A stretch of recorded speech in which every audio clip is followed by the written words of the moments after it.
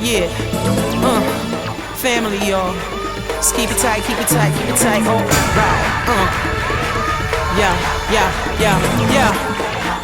Here we go.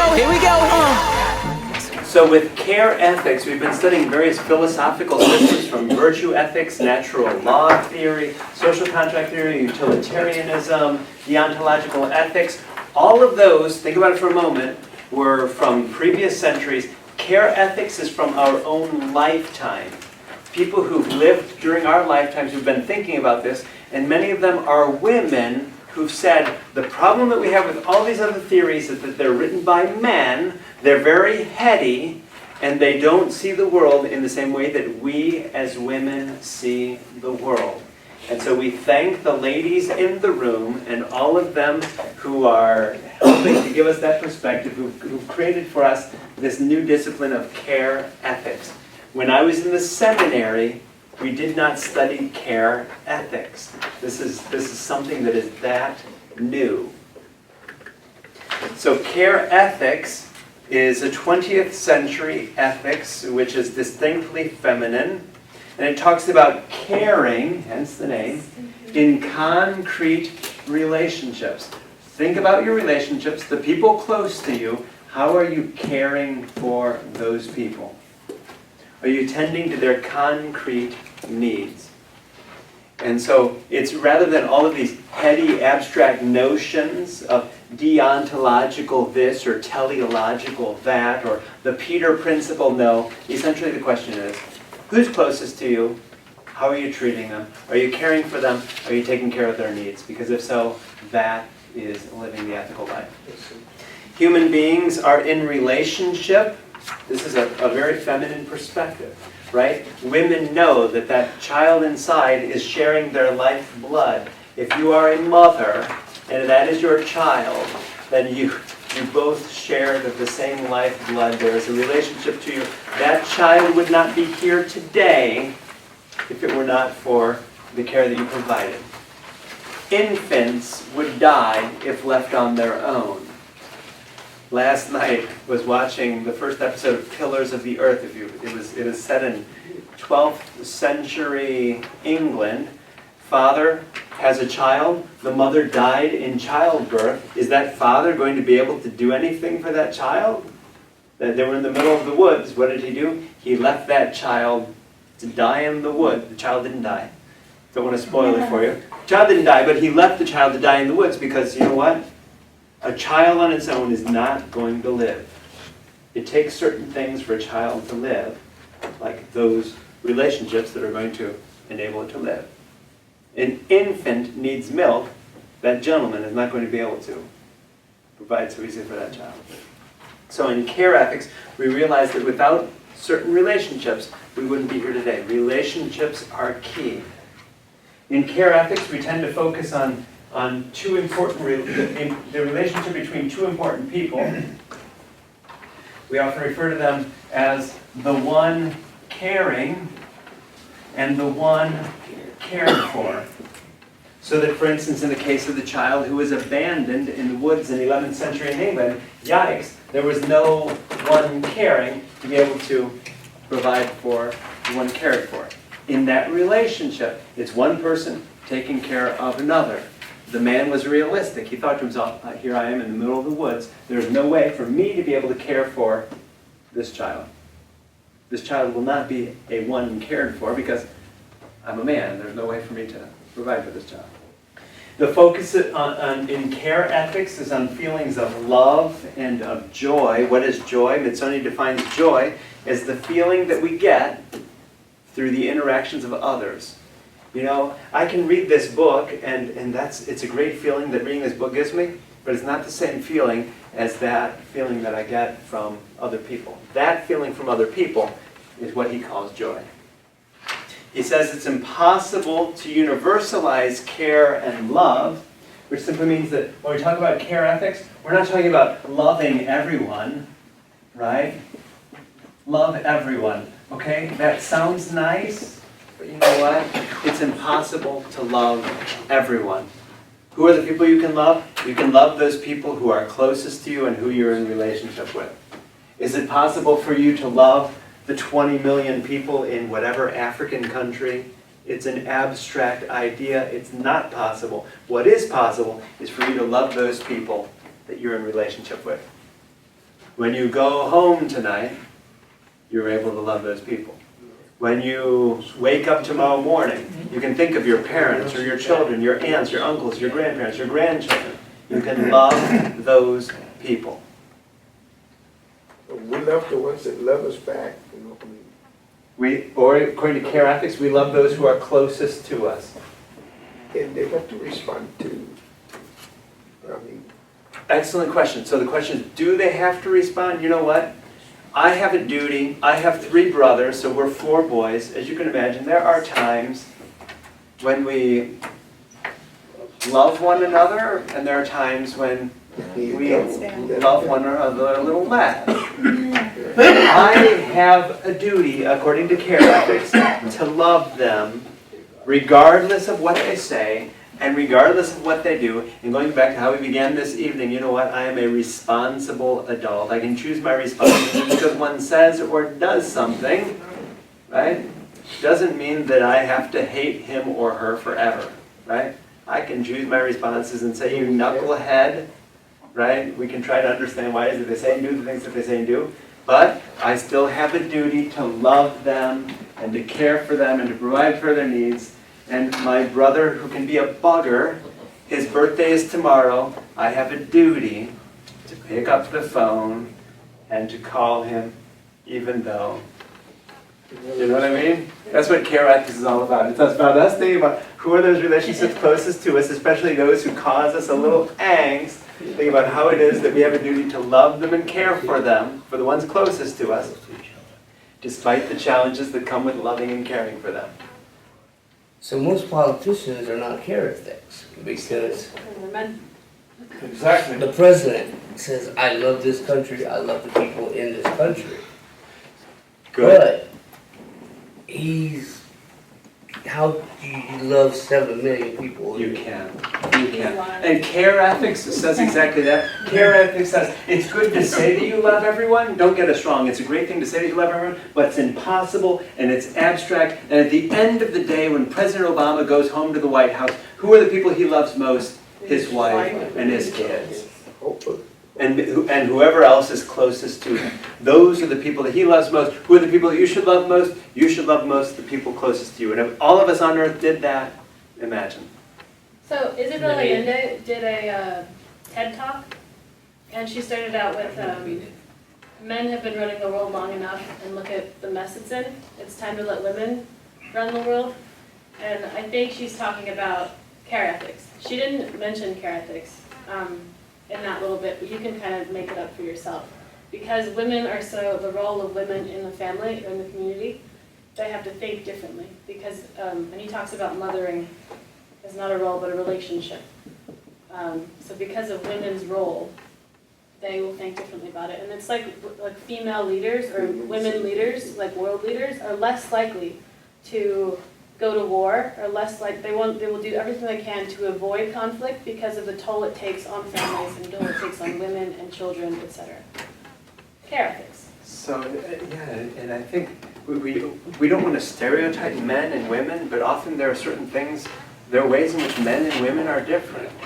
John Gray's book was Men Are From Mars, Women Are From Venus. Why did he write that book? Simply for those of us who are married to a person of the opposite sex. At the end of the day, when we are not understanding this person, we can read a book like Men Are From Mars and Women Are From Venus and figure out, oh, that's why he does that. That's why she says that. You know, how it is that we do things differently. Women often are more in tune with their feelings and express their feelings than men, who tend to think more about these things and rationalize these things, so, which is why the ethics that we've studied to date, the ethical systems, have been about these abstract ideas and thoughts more than the feelings, which is what care ethics is all about. I disagree with D, the impossibility to universalize care and therefore care for those around you. I think that the concept that Jesus Christ provided was a little bit more than just love those around you. I think that what I heard, or what I understood, and what I have heard Sierra say, is that in the care ethic that I have understood and present in the community, is this more universalization, if that's a word. It's more about humanity and the natural status of the world, the earth, the concept of La Madre del Mundo is being promoted in exactly the way that Sierra described, that women will rule the earth in a much more nurturing and caring way, and there will be other priorities different than what has been happening when men have been running or ruling.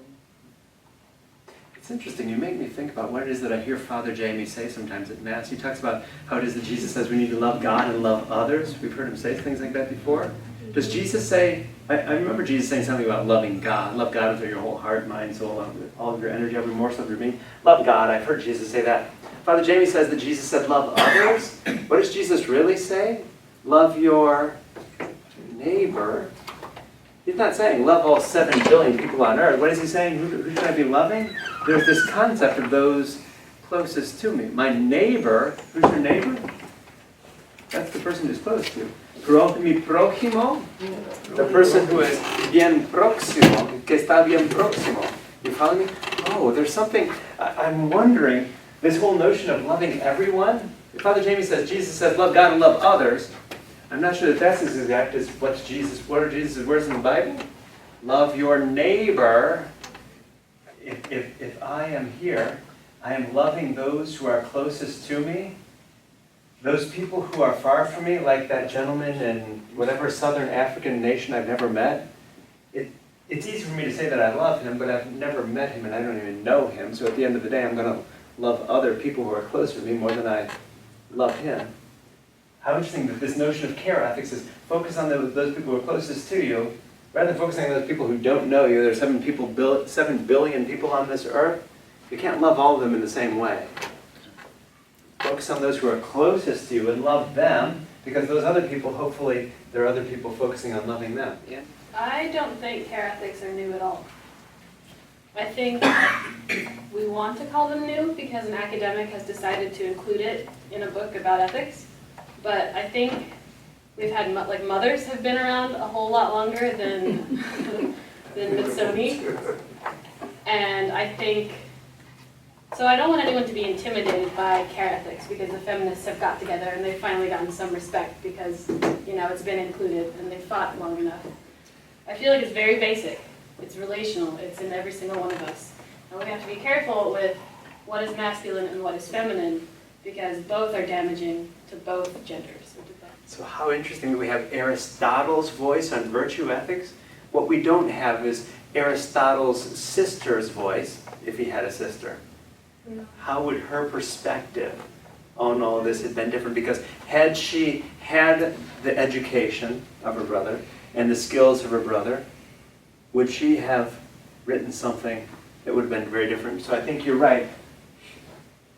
She probably would have written something more in line with care ethics. It's taken until the 20th century for us to articulate this feminine reaction against what it is that the guys have articulated. But she doesn't even have to be Aristotle's sister. It's not about who has some education. It's basic. It's anyone. You don't have to have an education to have a mother or to understand the relationship that it is, or to be relational at all with anyone you interact with. Which kind of goes back to what Deacon and Luther were saying. If you go back to care ethics and you're saying it goes back to the feminine thing, then it goes all the way back to when Jesus was alive. Because a lot of the fact, it's not told a lot in the stories, but Jesus' mother had a lot of effect on him. Mm-hmm. And a lot of effect on society at that time. But just that her story was never told. And just if Aristotle had a sister and she told her story, will we be studying her more? Yeah. And same with Jesus, if he hadn't been the one on the cross, well, we study Mary more than Well, Jesus on that the asks cross. like a bigger question about whose story do we get to tell, and why haven't we heard this story before? Who gets to decide what's a legitimate ethic or what's a legitimate philosophy versus, a very basic one? It's a decision. There's a hierarchy in it. What I'm hearing is that women have been caring for their infants for as long as the human race has existed. Right. And so how interesting, there's something about this care ethics that I think is ringing true with our experience. We're just beginning to articulate it. Another reason that care ethics rings with so much of what we do is because we are part of a theistic religion. So there's a difference between theism and deism. Have we heard of these two words? What's the difference? So we have a theistic religion, which simply means that we believe that God has a personal relationship with us, and we can have a personal relationship with God. That's theism. Deism is that God created the world. God was like the clockmaker who created the clock, wound up the clock, and then the clock now goes on its own. That's deism. There's no personal God. In theism, God is the one caring for us who are the ones cared for. And we often think of ourselves as reciprocating, such that there are ways that we care for God or do good things for God as well. So how interesting that in deism, then, God exists, but we don't enter into personal relationship with God, because deism asks questions, for instance, about how it is that if there are 7 billion, that's 7,000 million people on this earth, how could God possibly have a personal relationship with every single one? That's a lot of emails and voice messages going up to God in prayer every day. You follow me? What does God do with all those? Especially, how do you start to explain some of the evils that we see in the world? 20,000 children dying of hunger every day. Where's a personal God in the lives of those children? 1 out of every 8 women diagnosed with breast cancer. Where's God, this personal God in the life of these people? Deists, then, tend to see God as being the clockmaker who made the clock, wound up the clock, and let it go. Theism, then, in contrast, then, is this world where the human beings, the ones cared for, enter a personal relationship with the one who is caring, God. So this care ethics seems to have a lot of attraction for those of us in theistic religions where God has this same personal caring relationship with us. Care ethics, if we go back to virtue ethics, that was back with the ancient philosophers. When we studied Aristotle, that was virtue ethics. Care ethics is like virtue ethics, but it's focused on social virtues for concrete personal caring relationships. So in virtue ethics, there were some virtues that were more concerned with the person, like courage. Okay, courage is about me overcoming my own fear, and what does that do with my fear? Okay, care ethics doesn't do so much with that virtue. It does more with these other virtues of generosity, patience, sensitivity. For those who are in my circle, what are those virtues that affect those persons? Care ethics does not endorse universalizable moral judgments. So, thou shalt do this or thou shalt not do that. That's not in personal care ethics. What personal care ethics is about those feelings and attitudes. How it is that we all have these feelings of love and care for other people. The question becomes, how are you loving and caring for those closest to you? There are 7 billion other people on this earth. They should be doing the same. Just imagine if we were all loving those closest to us. Nell Noddings, who was born in 1929, there's no death date there yet, which means what? Nell Noddings is still alive. Wow. So this is someone who may be our parents' or grandparents' age, who's been wrapping her mind around these things. She says principles, typically, remember back in deontology we talked about those 2 categorical imperatives, the principle of universality. She says principles typically are the product of male thinking. The guys tend to live up here sometimes, right? Women tend to often be more relational. hate to stereotype in any way, but it's sort of like we tend to come at the world in different ways.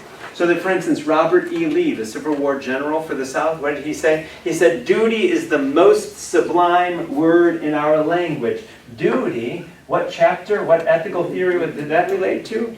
Deontological ethics. Deon is your duty. Oh, that's masculine thinking. We have a duty, and to do your duty, the most important thing is to do your duty.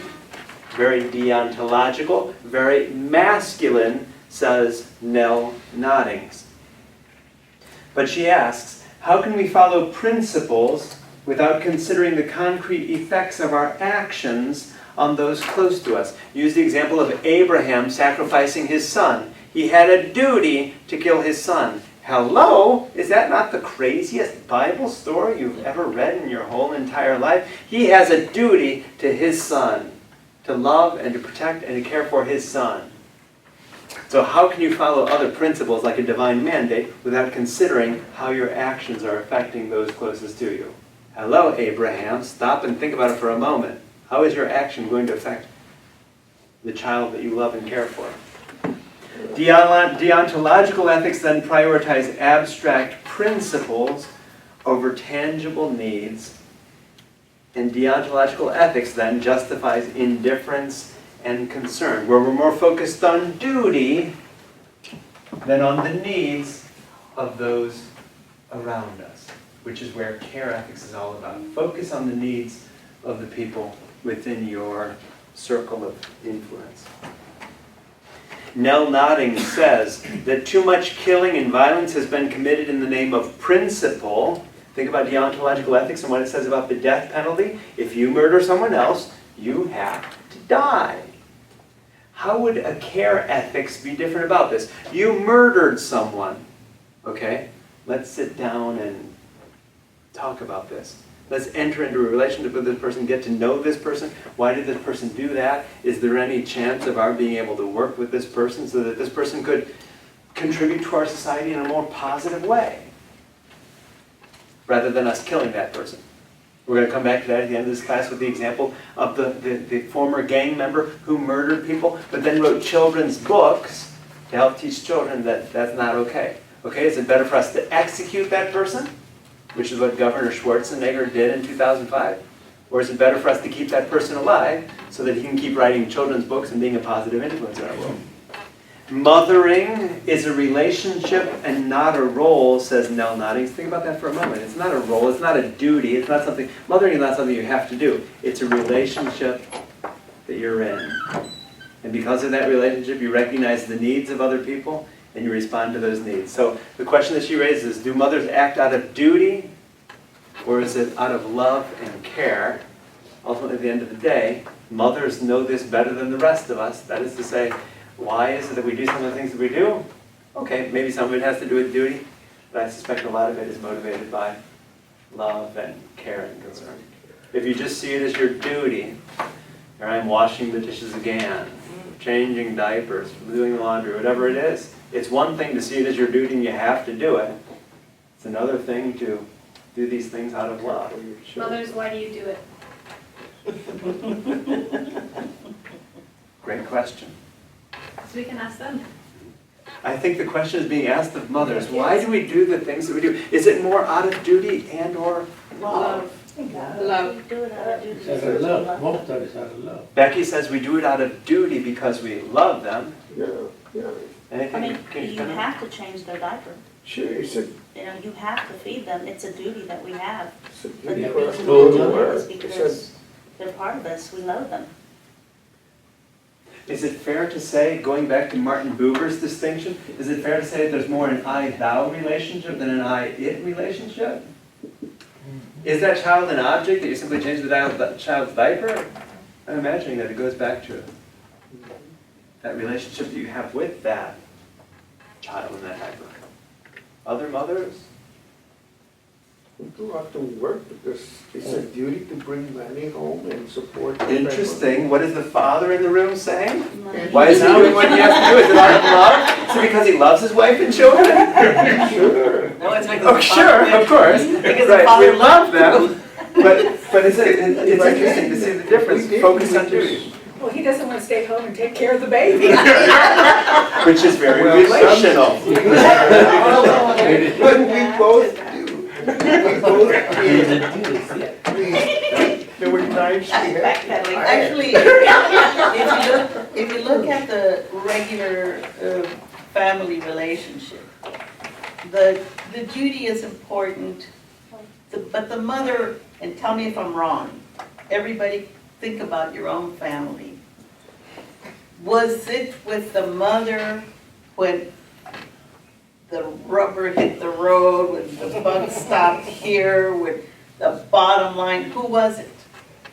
Who had to make sure that whatever needed to be done My mother, was because done? my mother would say, you go to your dad, vas a ver cómo te va a ir. And you rather go to his brother. My dad spanked, you know? Okay, that's But an that's excellent not- example. yeah. Why do fathers spank? Let us say, there's something about the duty that father has. I don't want to do what I'm doing, son, but I have to do this. About the duty, rather than sitting down with that child and figuring out, okay, why did you do or say that? And, there's something missing about that relational aspect. Let's come back to that. Sierra? So, my dad was Mr. Mom. My mom was the one who worked, and my dad stayed home with us. So maybe that's why I think about gender differently.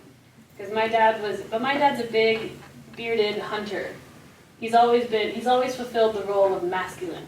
He's always, had the guns and the largeness, but he was also the one who did my hair and did my bows and made me cakes.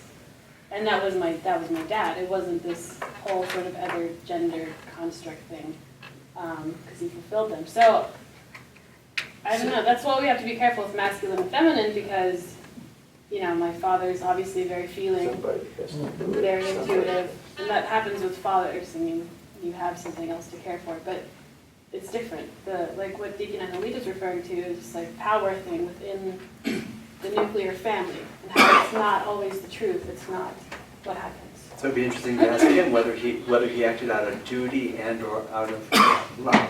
For those who subscribe to Care Ethics, then, the ethical life is caring for those who are in closest relationship to you. And if we all cared for those in closest relationship to us, think of that, all 16 of us in this room, 17 now, if we all went out and loved those closest to us, we would be doing our ethical duty, for lack of better words. Your duty to live a good ethical life is to love those closest to you, take care of the needs of those closest to you. So right and wrong actions then depend on whether they're rooted in caring and responding to the needs of others, and also it's responding to the needs of those closest to you. So that if you're a teacher, okay, I'm a teacher in this classroom. I love you all dearly, but I don't have the same obligation to you as I say do to my mother. Follow me? It's a different relationship.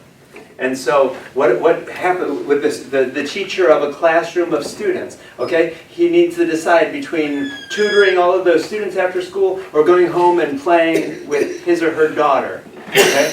Which one should you choose? According to Care Ethics, choose those closest to you.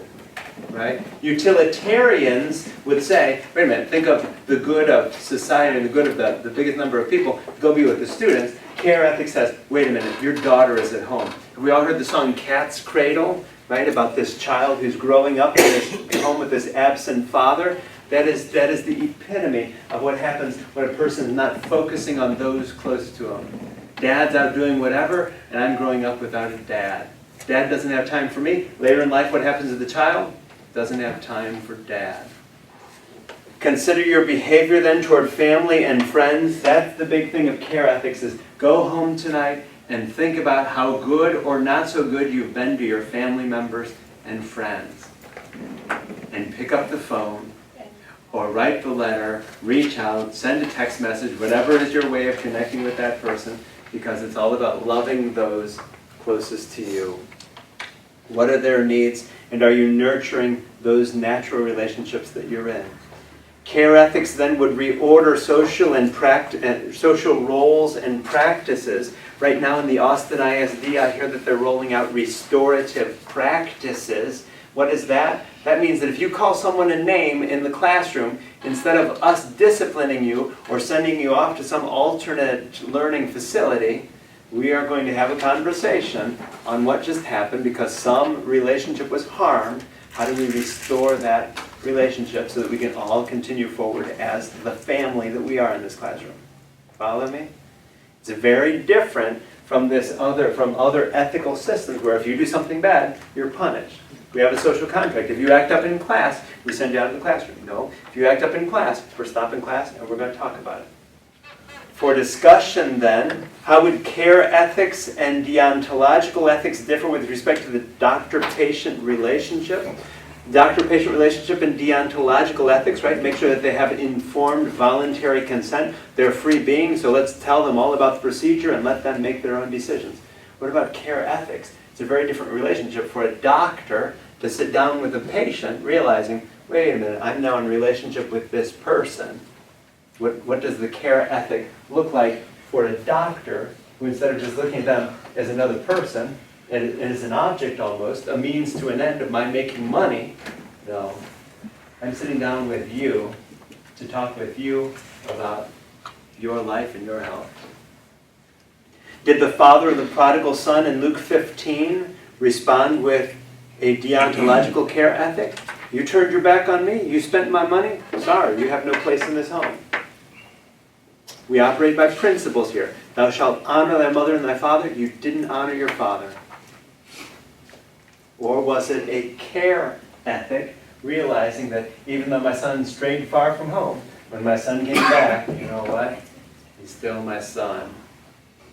Care ethics. By the standards of care ethics, does the developed world have a responsibility to the world's most vulnerable? How's that for a question? Do we have a responsibility to the people of Sierra Leone, or to Nigeria, Ethiopia, any other country around the world? Do I have a responsibility to them? And if so, what does that look like? And finally, the care ethics involved in the case of Ashley. If you ordered a book for this class and have no time to read anything else, turn to page 147, question number 5 at home, and read the story of Ashley. Because the question is, here is Ashley, a 9-year-old who has the mental capacity of a 3-month-old, and she will always have that capacity. You are Ashley's parents.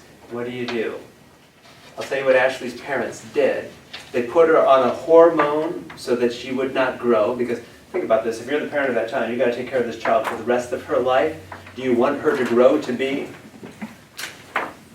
tall and large? It's easier to take care of her if she remains small. They removed her uterus, and I don't understand the biology completely, but they wanted to make sure that she would not experience menstrual cramps when she arrived at that age. They did certain things, which according to, for instance, the natural law theory, what would natural law theory say about that? You did what? That's acting contrary to nature. Read the case of Ashley, though, because ultimately that was about care ethics. What do we do that's in Ashley's best interest? How do we best care for her as parents? Natural law ethics would tell us something else. No, we're not following that. We're following care ethics. Ashley is the one who is cared for. How do we best care for her in this situation?